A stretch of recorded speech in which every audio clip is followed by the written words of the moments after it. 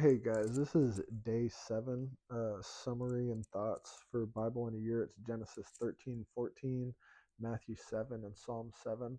So we started following Abram, and Abram is basically one of the descendants of Noah. Noah had 3 sons, and he's a descendant of Shem. He's a distant, great, great, great, great grandson. And so Abram, we've been following him. He went to Egypt. He said that his wife was his sister. The Pharaoh was cursed by the Lord. And now Abram and Lot separate. So Lot is, I believe, he's a kinsman to Abram. He might be like a son-in-law or something like this. And so Abram and Lot separate. So their goods become too plentiful, and they start being unable to live close to each other because their uh, goats and sheep are eating everything, and they need space for all these animals, and they need to be apart from each other. So they say, I'm going to go this way, you go that way. And so Lot goes in the direction of where there's this big war that's going on, or it could be a battle, but it was like 5 kings against 4 kings. That's a big fight.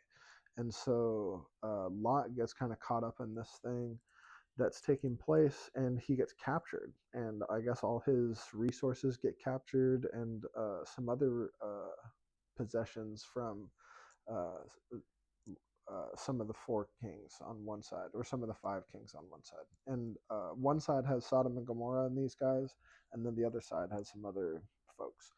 And Abram hears that Lot gets captured, and he takes 312, I think, folks that are trained, and I guess he goes and does some night operation and rescues Lot and takes down these uh, the forces of uh, this enemy of like 4 or 5 kings.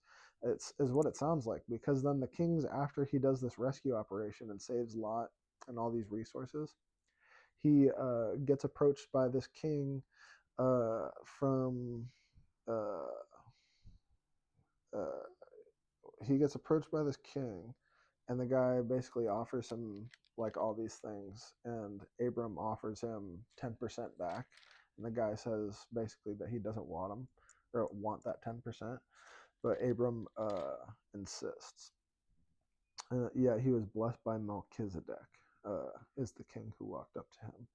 And so that's kind of the summary of Genesis. And well, Genesis 13 and 14. And Matthew 7 uh, was Jesus kind of finishing his Sermon on the Mount, and he was listing through, uh, more of these kind of important points. And I feel like I said some things yesterday about it, and for this one, it's talking about like the golden rule: treat others how you want to be treated. uh, Judging others, judge not that you be judged. So like pointing out the speck in my eye if you've got a log in yours, sort of thing.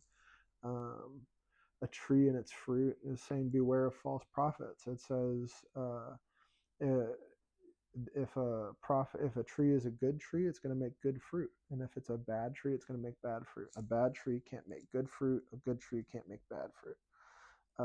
Ask and it will be given is saying ask and it will be given, seek and you will find, knock and it will be open to you. He's saying, like, if you ask for something, God is going to provide it for you. It says if you can buy a gift for your child when they ask for it, think about what can God do for you if you're one of God's children, and God is so tremendous. So build your house on a rock. It's saying build your house on a solid foundation. Um, and this could be literal, it could be, translating to something, but it's basically saying if you build the house on sand, that foundation is going to be sifting all the time, and your house is going to shift.